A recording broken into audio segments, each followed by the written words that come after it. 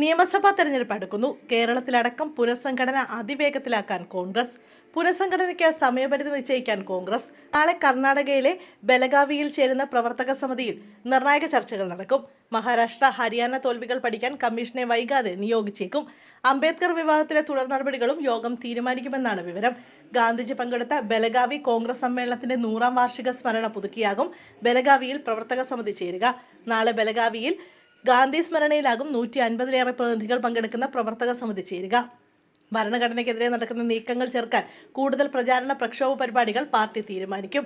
അമിത്ഷായുടെ മാപ്പും രാജിയും ആവശ്യപ്പെട്ടുള്ള പ്രതിഷേധം തുടരുന്നതിലും രൂപരേഖ പ്രവർത്തക സമിതിയിലുണ്ടാകും. 2025 അഴിച്ചുപണി വർഷമെന്ന് പ്രഖ്യാപിച്ചതോടെ പുനഃസംഘടനയിൽ ഒരു വിട്ടുവീഴ്ചയുമില്ലെന്നാണ് നേതൃത്വം വ്യക്തമാക്കുന്നത്. സമയപരിധി തീരുമാനിച്ച് നടപടികൾ പൂർത്തിയാക്കും. കേരളത്തിലടക്കം നിയമസഭാ തെരഞ്ഞെടുപ്പുകളിലേക്ക് അധികം ദൂരമില്ലാത്ത സംസ്ഥാനങ്ങളിൽ പുനഃസംഘടനാ നടപടികൾ വേഗത്തിൽ തീർക്കേണ്ടി വരും. പുനഃസംഘടനയെന്ന് കേട്ടതോടെ കേരളത്തിലുണ്ടായ മുറുമുറുപ്പുകൾ നേതൃത്വത്തിന്റെ ശ്രദ്ധയിലുണ്ട്. കലഹം ഒഴിവാക്കാൻ എല്ലാവരെയും വിശ്വാസത്തിലെടുത്ത നടപടിയായിരിക്കണമെന്ന് AICC വൃത്തങ്ങൾ സൂചിപ്പിച്ചു. 2025 അവസാനത്തോടെ AICC തലത്തിലടക്കം പുനഃസംഘടന പൂർത്തീകരിക്കാനാണ് നീക്കം. അടുത്തിടെ പാർട്ടിക്ക് തിരിച്ചടിയേറ്റ ഹരിയാനയിലും മഹാരാഷ്ട്രയിലും തോൽവികൾ കൂടുതൽ ഗൗരവത്തോടെ പരിശോധിക്കും. തോൽവി പഠിക്കാൻ സമിതികളെയും പ്രഖ്യാപിച്ചേക്കും. അന്വേഷണ കമ്മീഷൻ റിപ്പോർട്ടുകൾ വെറുതെയാവില്ലെന്നും കർശന നടപടി ഉണ്ടാകുമെന്നുള്ള സൂചന 1 മാസം മുമ്പ് ചേർന്ന പ്രവർത്തക സമിതിയിൽ കോൺഗ്രസ് അധ്യക്ഷൻ മല്ലികാർജ്ജുൻ ഖാർഗെ നൽകിയിരുന്നു.